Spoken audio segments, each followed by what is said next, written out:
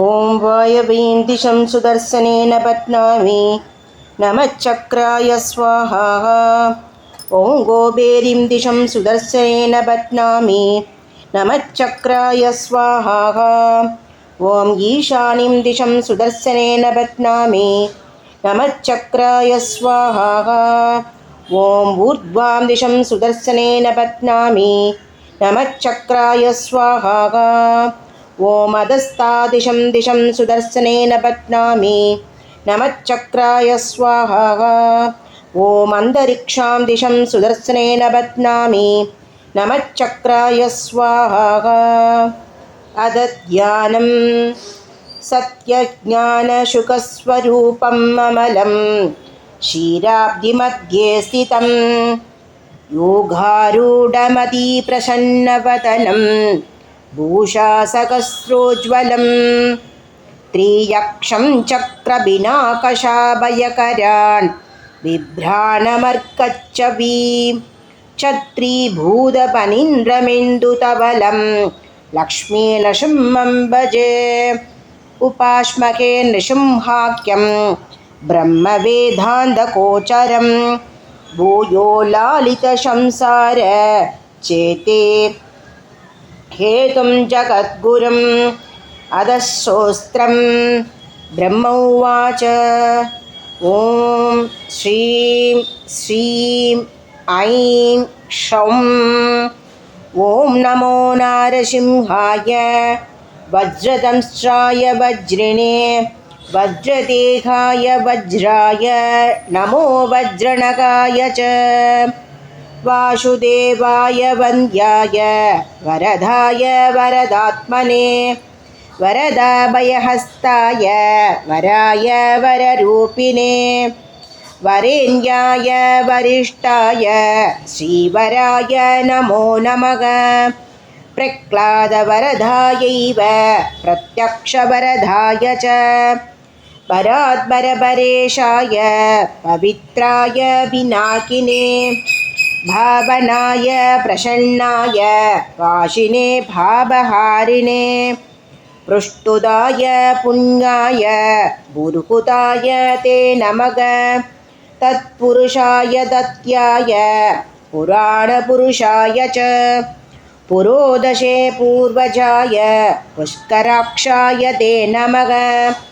पुष्पहासाय हासाय महो हासाय शार्ङ्गिने सिंहाय सिंहराजाय जगद्वश्याय ते नमः।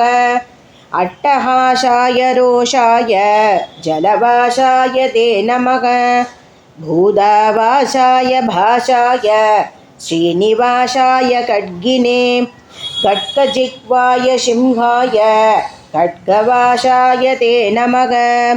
नमो मूलादिवासाय धर्मवासाय धन्विने धनञ्जयाय धन्याय नमो मृत्युञ्जयाय च सुपञ्जयाय शूद्राय नमः शत्रुञ्जयाय च निरञ्जनाय नीराय निर्गुणाय गुणाय च निष्प्रपञ्चाय निर्वाण रथाय निविभाय च निरालम्भाय नीलाय निष्कलाय कलाय च निमेषाय निबन्धाय निमेषगमनाय च निर्द्वन्द्वाय निराशाय निश्चयाय निराय च निर्मलाय निबन्धाय निर्मोहाय निराकृते नमो नित्याय सत्याय सत्कर्मनिरताय च सत्यध्वजाय मुञ्जाय मुञ्जकेशाय केशिने